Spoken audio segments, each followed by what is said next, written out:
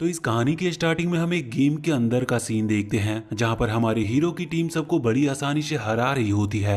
वो अपने रडार से दुश्मनों को ढूंढ ढूंढ कर उन्हें बड़ी आसानी से मार रहे थे। आगे हम देखते हैं कि हमारे मेन कैरेक्टर का नाम साकोमोतो होता है। वो कहता है कि हमारी बराबरी का अब जापान में कोई नहीं बचा, इसीलिए हमें अब बाहर के टॉप रैंकर प्लेयर के साथ खेलना होगा, वरना मेरी रैंक और ऊपर नहीं जाएगी। और तभी उन्हें वर्ल्ड में रैंक 2 वाली टीम चैलेंज करती है, जिसे वो तुरंत ही एक्सेप्ट कर लेते हैं। फिर साकोमोतो बताता है कि ये गेम बहुत ज्यादा फेमस है और इसमें तुम गन्स का यूज नहीं कर सकते, सिर्फ बॉम्ब्स का ही यूज कर सकते हो, और इसमें सिचुएशन के हिसाब से दुश्मनों को सोनिक रडार की मदद से ढूंढकर उन्हें मारना होता है, और ऐसे ही करके तुम गेम के विनर बन सकते हो। इसके बाद वो अपने बारे में बताता है कि उसकी उम्र 22 है, लेकिन अभी तक वो कोई जॉब नहीं करता, सारा दिन घर पर बस गेम खेलता रहता है। रियल लाइफ में उसके पास कुछ भी नहीं है, पर बुटूम गेम के अंदर वो सबसे ज्यादा स्ट्रांग है और सब उसकी बहुत रिस्पेक्ट करते हैं। यहाँ तक कि गेम के अंदर उसने शादी भी कर रखी है। लेकिन तभी अचानक से साकोमोतो की आंखें खुलती है और वो अपने आप को एक आइलैंड पर पाता है।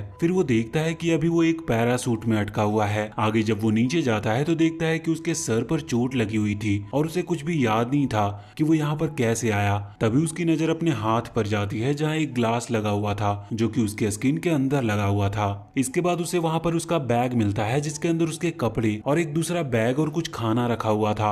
अब आगे जब साकोमोतो फॉरेस्ट के बीच में जाता है तो चारों तरफ कीड़े मकोड़े देखकर डर जाता है और जल्दी से भागकर एक खुले समुद्र के सामने पहुंच जाता है। तभी उसे अपनी एक मेमोरी याद आती है कि कुछ टाइम पहले उसके मॉम ने उसके लिए कन्वीनियंट स्टोर में जॉब के लिए अप्लाई कर दिया था, पर बाद में जब उसे ये बात पता चली तो वो अपनी मॉम पर बहुत चिल्लाया था कि उसे कोई जॉब नहीं करना क्योंकि उसके पास ऑलरेडी एक जॉब है। फिर जब वो एक स्टोर से निकलता है तो कुछ ब्लैक सूट पहने आदमी आकर उससे पूछते हैं कि तुम ही साकोमोतो हो ना, और इसके बाद से उसे और कुछ ज्यादा याद नहीं होता। फिर जो बैग में उसे खाना मिला था वो खा लेता और उसे जो दूसरा बैग मिला था उसे खोलकर देखता है तो उसमें से एक छोटा सा बॉक्स निकलता है। वो जब उसके एक बटन को प्रेस करता है तो उसमें काउंटडाउन स्टार्ट हो जाती है और तभी साकोमोतो उसे दूर फेंक देता है जिससे वहां पर धमाका होता है और फिर उसे पता चलता है कि ये सारे बॉम्ब्स हैं। तभी साकोमोतो वहां पर दूर से एक आदमी को देखता है और उसे मदद के लिए बुलाने की कोशिश करता है, पर तभी वो आदमी अचानक से उसकी तरफ एक बॉम्ब फेंक देता है। ये देखकर वो सोचता है कि ये बिल्कुल बुटूम गेम की तरह हो रहा है। आगे साकोमोतो उससे बचकर भागने लगता है और बहुत दूर चला जाता है जहां उसे लगता है कि फाइनली अब वो बच गया है। लेकिन तभी वो आदमी पीछे से उसके ऊपर दोबारा हमला करता है और ये देखकर वो उससे दूर भागने लगता है। फिर जब वो उस आदमी की तरफ बॉम्ब फेंकता है तो वो बॉम्ब एक्सप्लोड ही नहीं होता, जिस पर उसे याद आता है कि उसे बॉम्ब के स्विच को भी दबाना होगा। इसके बाद वो छुपकर उस आदमी के पीछे चला जाता और उसे बॉम्ब से डराने की कोशिश करते हुए सवाल पूछने लगता है। वो उससे पूछता है कि तुम मुझे क्यों मारना चाहते हो और हम अभी हैं कहाँ, और ये मेरे हाथ में ग्लास और बैग में बॉम्ब क्यों थे। जो सुनने के बाद वो आदमी जोर जोर से हंसने लगता है और कहता है कि तुम एक गधे हो जिसे कुछ भी याद नहीं, तुम्हें तो एक बॉम्ब भी यूज करना नहीं आता, तो मुझे क्या डराओगे। इतना कहकर वो आदमी साकोमोतो पर बॉम्ब फेंक देता है जिससे साकोमोतो वहां से नीचे गिर जाता है और अपनी जान बचाकर भागने लगता है। तभी वो उसके सामने सरेंडर करके उससे बात करने की कोशिश करता है, लेकिन वो आदमी फिर से उसके ऊपर हमला कर देता है और साकोमोतो झाड़ियों में गिर जाता है। आगे जब वो अपने बॉम्ब को देखता है तो रियलाइज करता है कि उसमें एक काउंटडाउन होता है और काउंटडाउन के पूरा होने पर बॉम्ब अपने आप ही फट जाता है। तभी वो आदमी वहां पर आकर साकोमोतो को बाहर आने की धमकी देता है और कहता है कि अगर तुम बाहर नहीं आओगे तो मैं पूरे एरिया को बॉम्ब से उड़ा दूंगा। और तभी साकोमोतो वहां से निकलकर पानी के अंदर कूद जाता है, जिसे देखकर वो आदमी भी उसके पीछे पीछे किनारे पर आकर कहता है कि तुम हमेशा पानी के नीचे नहीं रह पाओगे, इसलिए जब भी तुम बाहर आओगे मैं तुम्हें आराम से खत्म कर दूंगा। लेकिन तभी उस आदमी के पैरों के नीचे बॉम्ब फट जाता है जिससे उस आदमी के टुकड़े टुकड़े हो जाते हैं। साकोमोतो जब ऊपर आता है तो उसे ये देखकर बहुत बुरा लगता है क्योंकि उसने पहली बार किसी इंसान को मारा था। फिर वो उस आदमी के भी बॉम्ब्स को लेकर अपने पास ही रख लेता है। आगे अगले सीन में हम देखते हैं कि पहले जब साकोमोतो अपने रूम में गेम खेल रहा था तब उसकी मॉम आकर उससे कहती है कि मैंने तुम्हारे अंकल से उनके रेस्टोरेंट में तुम्हें जॉब दिलवाने की बात की है, जिस पर वो कहता है कि मुझे अभी जॉब की जरूरत नहीं है क्योंकि मेरे पास ऑलरेडी एक जॉब है। जिसके जवाब में उसकी मॉम कहती है कि ये तुम 2 साल से हमेशा बोलते आए हो लेकिन सारा दिन बस रूम में बैठकर गेम खेलते रहते हो। और ये सुनकर साकोमोतो अपनी मॉम की तरफ अपने कंट्रोलर फेंक कर उन्हें वहां से चले जाने को कहता है और तभी उसकी नींद से आंख खुल जाती है।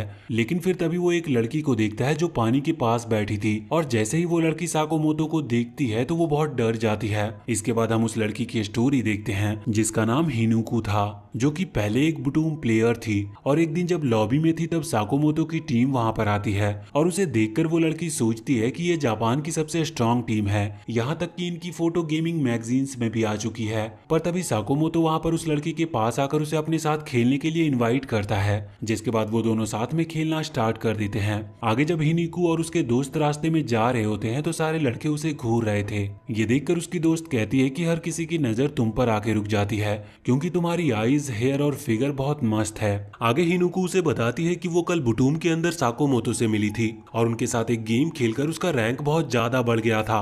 इसके बाद हिनुको सोचती है कि मैं बस एक आम लड़की थी जो स्कूल से आकर अपने दोस्तों के साथ मस्ती करती थी और कभी कभार घर पर गेम खेल लेती थी। लेकिन फिर एक दिन वो अपने आप को इस आइलैंड पर पाती है जहाँ उसके पास बहुत सारे बॉम्ब्स के अलावा कुछ नहीं होता, इसीलिए वो पानी के पास ही लेटी हुई थी। आगे हम फिर से उसके फ्लैशबैक में देखते हैं कि एक दिन जब वो स्कूल में बैठी हुई थी तब उसकी दोस्त उसे एक फॉर्म दिखाती है जिसमें लिखा हुआ था कि तुम जिस आदमी से छुटकारा पाना चाहते हो उसका इस पर नाम लिखने पर तुम्हें 1 लाख रुपए मिलेंगे। फिर एक लड़की कहती है कि ये असल में सच है और बहुत सारे लोग गायब भी हुए हैं, लेकिन आगे फिर सब इसे मजाक समझकर हंसने लगते हैं। फिर जब हिनुको आइलैंड पर अपनी आंखें खोलती है तो उसके सामने कुछ आदमी थे जो उससे कहते हैं कि हम तुम्हारे दुश्मन नहीं है, इसीलिए डरने की कोई जरूरत नहीं है, लेकिन कोई ये नहीं बता सकता कि कब कोई हमें मारने आ जाए, इसीलिए हमें साथ ही रहना होगा। आगे जब सब साथ में मिलकर बैठकर खाना खा रहे थे तो उनमें से एक आदमी कहता है कि हमारा कोई भरोसा नहीं कि हम यहाँ से कैसे निकलेंगे, इसीलिए हमें जैसा करने को बोला गया है वैसा ही करके यहाँ से निकलते हैं। जिस पर दूसरा आदमी कहता है कि अभी हमें साथ में मिलकर काम करना चाहिए और मैं एक टीचर हूँ इसीलिए कभी गलत काम नहीं कर सकता। जिसके जवाब में वो आदमी कहता है कि तुम्हारी जैसी सोच वाले ही सबसे ज्यादा कमजोर होते हैं। तो वो टीचर कहता है कि तुम मुझे कमजोर सोच रहे हो और तभी वो अपने बॉम्ब रख देता है, जिस पर दूसरा आदमी खड़े होकर हिनुको को पकड़कर उसकी बात मानने के लिए कहता है। पर तभी हिनुको एक स्टन गन की मदद से वहां से निकल जाती है, जिसके बाद वो आदमी कहता है कि मैं बस तुम्हारे साथ मजाक कर रहा था क्योंकि अगर मुझे मारना ही होता तो बहुत पहले मार चुका होता। तभी तीसरा लड़का सबसे कहता है कि हमें यहाँ एक दूसरे का साथ देना होगा, इसीलिए सब अपने अपने हथियार बाहर रख दो। आगे उन्हें वहाँ पर एक प्लेन से एक बॉक्स गिरते हुए दिखता है। जब वो पास जाते हैं तो उसके अंदर बहुत सारा खाना था। ये देखकर सब खाने लगते हैं, लेकिन तभी वो टीचर आकर उन पर चिल्लाने लगता है और कहता है कि यहाँ पर खाना बहुत जरूरी है, इसीलिए हमें ये सब में बराबर बांटकर थोड़ा थोड़ा खाना चाहिए। पर तभी दूसरा आदमी पीछे से उस टीचर को एक नाइफ से अटैक करके मार देता है। आगे हम फिर से हिनुको के फ्लैशबैक को देखते हैं जहाँ पर वो अपने फ्रेंड्स को कुछ लड़कों से मिलवाने के लिए बुलाया होता है और वो लड़के बहुत ही ज्यादा पॉपुलर थे। जब हिनुको और उसके दोस्त उनसे मिलते हैं तो हिनुको उनसे पहले जाने के लिए बोलती है क्योंकि उसे कुछ स्नैक्स लाने थे। अगले सीन में हम देखते हैं कि जब हिनुको आइलैंड पर सो रही थी तभी वो तीसरा लड़का उसे आकर जगा देता है और कहता है कि हमारे पास भागने का यही मौका है, इससे पहले कि वो लोग उठ जाए। जिस पर हिनुको को कुछ समझ नहीं आता तो वो लड़का बताता है कि पहले जैसे उस आदमी ने टीचर को मारा था वैसे ही शायद वो आदमी हमें भी मार देगा, इसीलिए यहाँ से भाग जाना ही सही रहेगा। इसीलिए सारे फूड और बॉम्ब को लेकर यहाँ से चलते हैं। थोड़ी दूर जाने के बाद जब वो पानी पीने के लिए रुकते हैं तो वहाँ उस लड़के को पता चल जाता है कि वो आदमी उनका पीछा कर रहा है और वो लोग वहाँ से भागने लगते हैं।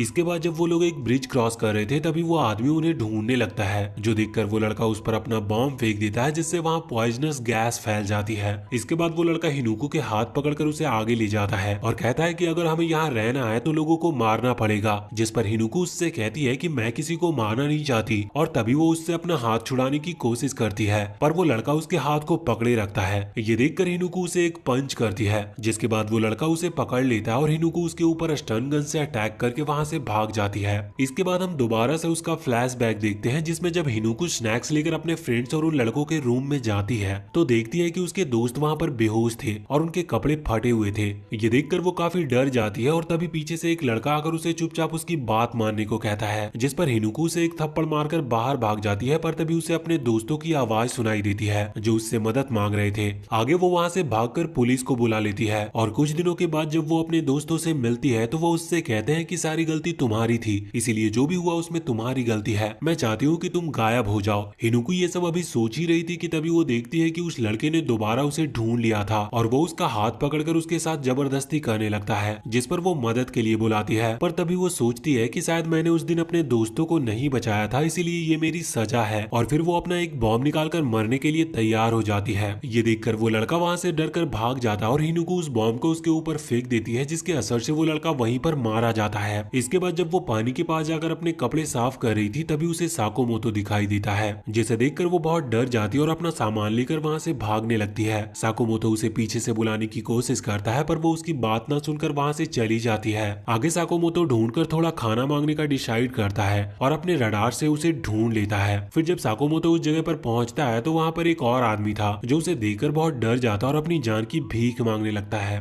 जिस पर साकुमोतो उसे बहुत सारे सवाल पूछता और वो आदमी जवाब देने के लिए मान भी गया था। फिर वो आदमी साकुमोतो को बताता है कि ब्लैक सूट में कुछ आदमियों ने मुझे किडनैप कर लिया था और जब मेरी आंखें खुली तो मैं एक प्लेन के अंदर था। उस प्लेन में मेरे अलावा और भी बहुत सारे लोग थे। सामने कुछ लोग गन्स लेकर भी खड़े हुए थे। तभी सामने एक बड़े से स्क्रीन पर एक आदमी आकर कहता है कि अभी तुम सब एक बहुत मजेदार गेम के अंदर जाने वाले हो। ये प्लेन अभी एक आइलैंड पर जा रही है जहाँ कोई भी नहीं रहता। अगर तुम्हें वहाँ से बाहर निकलना है तो तुम्हें गेम को पार करना होगा, जिसके लिए तुम्हें अपने दिए गए बॉम्ब से आपस में फाइट करना होगा। तुम सबके हाथ में एक चिप लगी है जिसे तुम जितनी भी कोशिश कर लो उसे निकाल नहीं पाओगे, लेकिन जब तुम्हारी दिल की धड़कन बंद हो जाएगी तो ये अपने आप ही तुम्हारे हाथ से निकल जाएगी और तुम्हें एस्केप करने के लिए एक दूसरे को मारकर 7 चिप्स को इकट्ठा करना होगा। लेकिन तभी साकुमोतो वहाँ आकर उस आदमी को जवाब देने लगता है और ऐसे बातें करता है जैसे कि वो उस आदमी को जानता हो। पर तभी वो लोग उसे पकड़कर स्टन गन से सर पर अटैक करके बेहोश कर देते हैं और इसके बाद वो उसे पैरासूट पहनाकर ऊपर से फेंक देते हैं। ये सब सुनकर साकुमोतो समझ जाता है कि वो फॉरेस्ट के अंदर कैसे आया और उसे सर पर चोट कैसे आई थी, पर उसे अभी तक समझ नहीं आ रहा था कि यहाँ के रूल्स बिल्कुल बुटूम गेम की तरह क्यों है, क्योंकि ये एक इत्तेफाक नहीं हो सकता, जिसका मतलब शायद इन सब के पीछे बुटूम के डेवलपर्स का हाथ है। आगे वो आदमी साकुमोतो के पास आकर उससे पूछता है कि क्या तुम मेरे साथ मिलकर काम करना चाहोगे? ऐसी जगह पर अकेले रहने से अच्छा है कि हम साथ में रहे। ये सुनकर साकुमोतो सोचता है कि इसका मतलब हमें साथ में 14 लोगों को मारना होगा, इसलिए वो उस आदमी से पूछता है कि तुम इस गेम के बारे में क्या सोचते हो, क्या तुम किसी का मर्डर कर पाओगे? जिस पर वो आदमी कहता है कि मैं ऐसा बिल्कुल भी नहीं कर पाऊंगा, एक आदमी को मारना मेरे लिए कोई गेम नहीं। ये सुनकर साकुमोतो सोचता है कि अगर मुझे भी बुटूम गेम के बारे में पता नहीं होता तो शायद मैं भी इसी की तरह सोचता। तभी वो आदमी कहता है कि अगर तुम मेरे साथ टीम नहीं बनाना चाहते तो कोई बात नहीं, वैसे भी तुम अभी बहुत जवान हो तो मैं तुम्हारे ऊपर कोई बोझ नहीं बनना चाहता। पर तभी साकुमोतो उसे पीछे से रोककर उसके साथ टीम बनाने के लिए मान जाता है। इसके बाद वो कहता है कि मेरी एक कंडीशन है, तुम्हें मुझे अपने बॉम्ब्स दिखाने होंगे। अगर मुझे पता होगा कि तुम्हारी बॉम्ब्स किस टाइप के और कितने हैं तो मैं तुम्हारे साथ सेफ फील करूंगा। जिसके जवाब में वो आदमी कहता है कि मैं ऐसा नहीं कर सकता, क्योंकि अगर मैंने तुम्हें ये दिखा दिया तो मैं तुम पर तब तक ट्रस्ट नहीं कर पाऊंगा जब तक तुम मुझे अपने बॉम्ब्स ना दिखा दो, और वैसे भी हमारे पास सिर्फ यही एक वेपन है, इसीलिए मेरे ख्याल से हमें एक दूसरे के वेपन्स को छुपा कर रखना चाहिए। ये सुनकर साकुमोतो शॉक्ड हो जाता है और सोचता है कि ये आदमी बहुत स्मार्ट है। इस गेम को जीतने के लिए सिर्फ गेम में अच्छा होना जरूरी नहीं है, बल्कि दूसरों से कैसे डील करना है ये भी आनी चाहिए, इसीलिए इसके साथ टीम बनाना मेरे लिए फायदेमंद रहेगा। आगे साकुमोतो उसके साथ मिलकर ऐसे ही टीम बना लेता है, जिस पर वो आदमी उसे थैंक यू कहता है और कहता है कि मेरा नाम तायाकियोशी है। इसके बाद आगे साकुमोतो देखता है कि वहाँ पर एक प्लेन से फूड गिर रहा है और वो सोचता है कि इस बार सभी को फूड चाहिए, इसीलिए सब फूड लेने के लिए जरूर आएंगे, जिसका मतलब इस गेम को बनाने वाले हमें आपस में लड़वाना चाहते हैं।